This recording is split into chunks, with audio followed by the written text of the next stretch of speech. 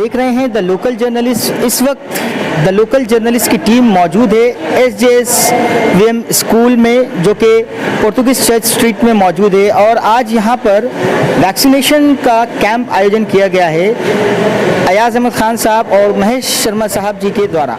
आइए अंदर चलते हैं और जो है आंखों देखा हाल वैक्सीनेशन कैंप का, किस तरीके से वैक्सीनेशन दी जा रही है लोगों को, तमाम चीज़ों के ऊपर आपको ग्राउंड रिपोर्टिंग दिखाते हैं।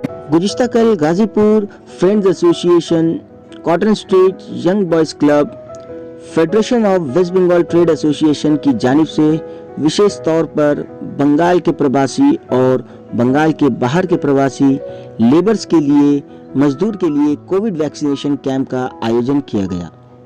इस प्रोग्राम के कन्वीनर थे अयाज अहमद खान साहब, महेश शर्मा जी।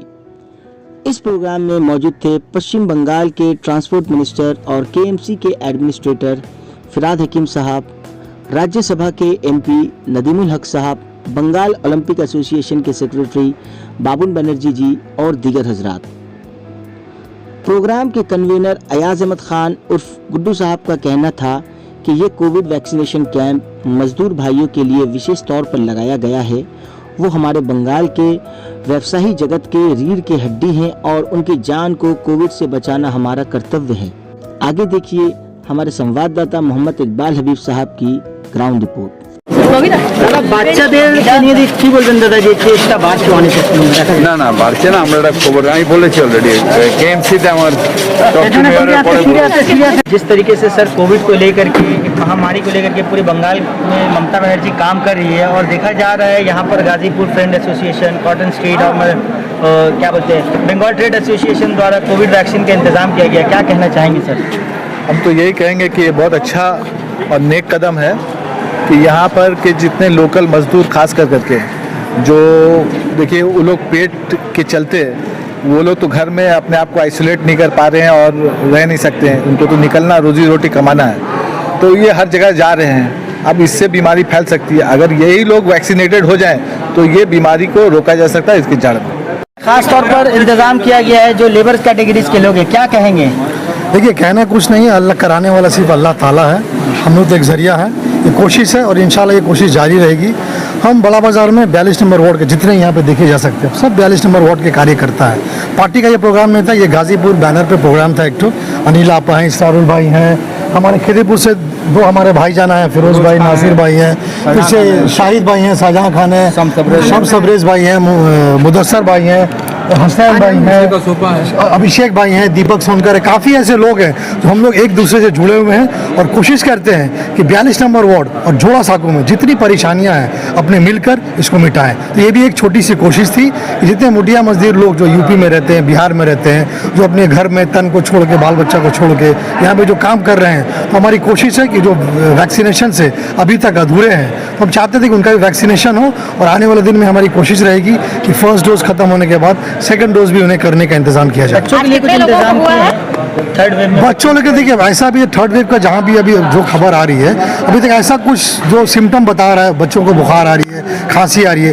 देखिए वैक्सीनेशन अभी जिसने भी 2 वैक्सीनेशन ले लिया है तो ये वैक्सीनेशन बुलेट प्रूफ की तरह काम करेगी। देखिए 100% अब अगर कोविड आपको हिट करता है तो 100% ये है कि 80% आप सेफ है, 20% जो बचा वो आगे बाकी इंशाल्लाह वो दवा दारू से ठीक हो जाएगा। और हमें कोविड का एहतराम करना है, मास्क लगाना है, सोशल डिस्टेंस अभी भी मेंटेन करना है और हमारी राज्य सरकार अभी भी जो प्रोटोकॉल है उसको मेंटेन कर रही है। जहाँ भी कोविड के वैक्सीनेशन प्रोटोकॉल चल रही है, तो हमें ये देखना है कि अपने आप से हम ठीक रहें, कोविड का एहतराम करें, हाथ धोया करें, मास्क लगाया करें और ज़रूरत बिना ना ज़रूरत भीड़ में नहीं जाया करें। तो बाबुल सुप्रिया भी उन्होंने ज्वाइन किया और आने वाले दिन में आहिस्ता आहिस्ता देखिएगा दिसंबर तक दीदी की ये जो भवानी इलेक्शन खत्म होने के बाद बीजेपी के ऐसे ऐसे नेता हमारे पास आएंगे तो बीजेपी सपासट हो जाएगी। आपको ऐसा नहीं लगता है कि जो नेता आगे से वहाँ पर थे, बीजेपी में थे और जिस तरीके का उनका बयान आ रहा था, दोबारा वही लीडर्स को वापस लिया जा रहा है TMC में? नहीं लगता है कि फिर दोबारा इस तरीके का बैक पुलिंग हो सकता है? देखिए ये जो डिसीजन लिया जा रहा है ये नेत्री का डिसीजन है, हाई कमांड का डिसीजन है। इसके बारे में हमारा टिप्पणी करना ठीक नहीं है। उन्होंने कुछ सोच के, कुछ समझ के, कुछ बातें करके ये फैसला लिया होगा। और टीएमसी में ऐसे भी बहुत पार्टी मेंबर हैं जो टीएमसी छोड़ के गए आना चाह रहा है, लेकिन अभी वेट एंड वॉच का सिलसिला चल रहा है। जिसे ज़रूरत पड़ रहा है उन्हें लाया जा रहा है। जैसे मुकुल राव को लाया गया, आज इन्हें लाया गया। इसके बाद बहुत भी लोग हैं जो टीएमसी छोड़ के बीजेपी जाके बहुत ज़्यादा चिल्ला रहे थे, लेकिन उन्हें भी वेट एंड वॉच करने का साइड में प्लेयर के हिसाब से बैठा के लगा किया रहा है। जिस जहाँ प्लेयर खाली हो रही है उस जगह के प्लेयर को लाया जा रहा है। बाबुल सुबे को लाया गया, लगा कि उसको उस प्लेयर की टीम में ज़रूरत है, लाया गया। आने वाला दिन में ऐसे ही आस्ते आस्ते हर जगह की प्लेयर जहाँ जहाँ खाली है बीजेपी से आते रहें, बीजेपी से नहीं, बंगाल हिंदुस्तान में जितने पार्टी है सबसे आते रहेंगे। और टीएमसी आने वाले दिन में हिंदुस्तान की सबसे बड़ी पार्टी खड़ी होगी। सिंधु को आने से भी नहीं लिया जाएगा, जहाँ तक मेरा अपना पर्सनल एजेंडा है। मैं ये चाहता हूँ, ये दीदी से मेरा पर्सनल ये रिक्वेस्ट है कि शुभेंदु अधिकारी आना भी चाहे तो उन्हें अपनी पार्टी में हम लोग को नहीं लेना चाहिए। बाजी क्या कहेंगे आप आज के प्रोग्राम के सिलसिले में? आज के प्रोग्राम के बारे में हम आपको यही बताएंगे कि जिस हिसाब से हम लोग के 42 नंबर वार्ड में वैक्सीनेशन का काम हुआ है, शायद ही कहीं पे इतना हुआ होगा कि समझ लिए 90% हम लोग का वार्ड में ख़त्म हो चुका है ये, ठीक है ना। कोई बाकी नहीं। अभी जो बाकी थी बहुत ऐसे थे जो मोटिया मजदूर बाकी थे, जो रिक्शा चलाते, जो ठेला चलाते, जिनको मालूम ही नहीं था कि हम लोग को वैक्सीनेशन लेना है। तो हम लोग ने उनके पास जाके उनसे रिक्वेस्ट करके मतलब उनको लाए हैं कि लाइए। पहले तो जब उन लोग आए थे सुबह में तो बहुत खाली था, मतलब लगाने के लिए कोई भी राजी नहीं थे, मतलब सभी डरे हुए थे। और जब मतलब 10 से 20 स्टार्ट हुआ है उसके बाद से माशाल्लाह से जो लाइन लगा, अभी तक आप भीड़ देख ही रहे हैं जिस हिसाब से हम लोग का वैक्सीनेशन हो रहा है। और अल्लाह का हुक्म होगा तो इंशाल्लाह समझिए हम लोग 100% मतलब कामयाब हैं वैक्सीनेशन में।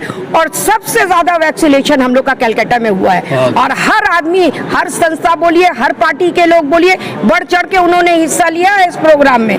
आप देखते होंगे कि अभी भी हम लोग के पूरे टीम यहाँ 42 के मौजूद है।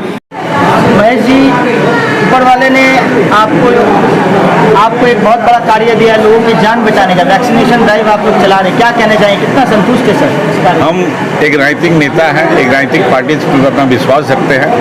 हम मतदाता को नहीं देकर मानवता को देकर कैंप लगा रहे हैं। हमारे इस कैंप के अंदर उत्तर प्रदेश, बिहार, झारखंड, राजस्थान के जो प्रवासी लोग बंगाल में आए हुए हैं उनको वैक्सीन नहीं लगने पा रही थी। हमने उनके लिए ही अपने वार्ड के अंदर एक वैक्सीन अभियान, नियमितता अभियान शुरू किया है।